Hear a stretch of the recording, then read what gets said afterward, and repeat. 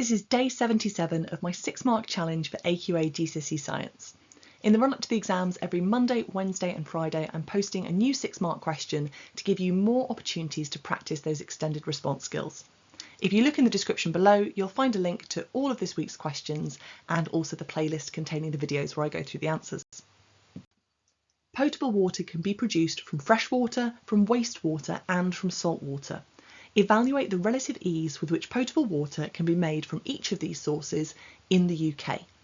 Now, before you start writing your answer, remember this is not an essay question, so your ideas need to be laid out logically, but that does not mean that they have to be in full sentences. So if you want to use bullet points or you want to use a table or even a combination of those, that is absolutely fine and positively encouraged. What is vital though is that you make sure you've answered all parts of the question, so don't just fall into the trap of only talking about wastewater and neglecting the other twos. So if you haven't already, pause the video and give yourself 6 minutes to answer this 6-mark question. The first thing that I'm going to notice looking at this question is the command word, which is evaluate. So anywhere in GCSE Science that you see the word evaluate, you know that AQA are asking you to compare and write a conclusion. Your mark will be capped at 4 out of 6 if you don't have a strongly justified conclusion. So make a little note of that to make sure that you do write a conclusion at the end. Now, since I'm trying to compare 3 different things, I'm going to lay out most of my answer in the form of a table. And now I'm going to think, well, what relevant information do I have about how potable water can be made from each of these sources? So for fresh water, I'm going to start off by looking for a suitable source.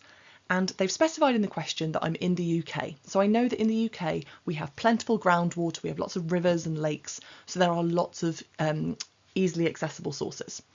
And then how is that water going to be processed? Well, firstly, it's going to be passed through filter beds, or I could just say filtered. And I might want to include that the purpose of that is to remove insoluble solids. And then that water is going to need to be sterilised. And I do that sterilising in order to kill any pathogens. And I could do it using chlorine or UV or ozone. Then I can move on to my wastewater. So I know that here there are going to be 4 different steps.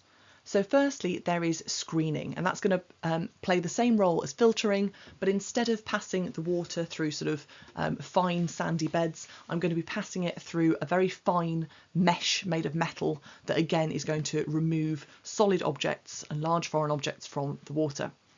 And then there's going to be sedimentation. So this is where we spin the sewage so that it separates out into a loosely solid layer and a loosely liquid layer, which are the sewage sludge and the effluent. So the sludge is the semi-solid and the effluent is the liquid.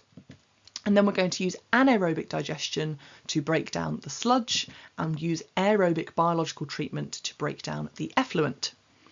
And then for salt water, my main problem is I need to remove the salt in a process that we call desalination. So there are 2 different ways I could do that.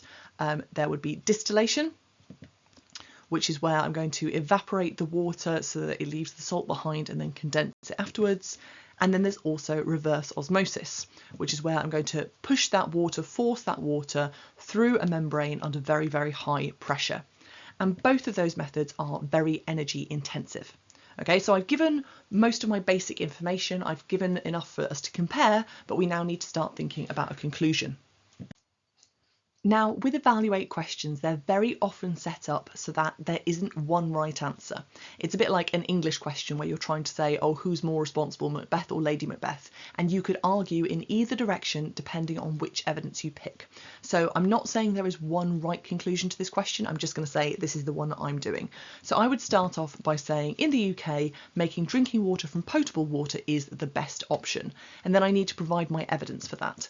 So one thing I'm going to say is that there's plenty of fresh water available, and that option is going to require less energy than desalination, so that's definitely going to make it cheaper. And also there are fewer steps in producing potable water from fresh water compared to from wastewater, where I've got additional steps. To receive 6 marks for this question, you're going to need to have covered all 3 methods of producing potable water, as well as having written a strongly justified conclusion. Now that doesn't mean you need to have written everything that's on screen, but we probably need a couple of pieces of information per method of producing potable water.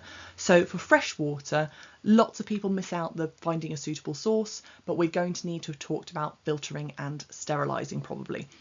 And then for wastewater, again, people tend to be less good at remembering their anaerobic digestion and their aerobic biological treatment, but I would be expecting you to have mentioned screening and sedimentation. And then for salt water, I've put a little star next to desalination, but I think if you talked about distillation or reverse osmosis, that would have covered it, because actually, as long as you know how to do one of those methods, you could make potable water from salt water. And then, as we say, we need some concluding information in there, and we probably also need some of the additional stuff in blue. So if you've added in things about the fact that sterilising is used to kill pathogens, or that it's done with chlorine and UV, that's the sort of information that's going to help tip you over from 5 marks into 6. I'll be back again on Friday for day 78 of the 6-mark challenge, and Friday's question comes from the electricity topic. Don't forget there's a link in the description below to all of the questions from this week, and also the playlist of videos where I go through all of the answers.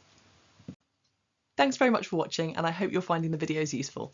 If you are, then don't forget to like, subscribe, comment and share for more GCSE Science revision videos coming soon.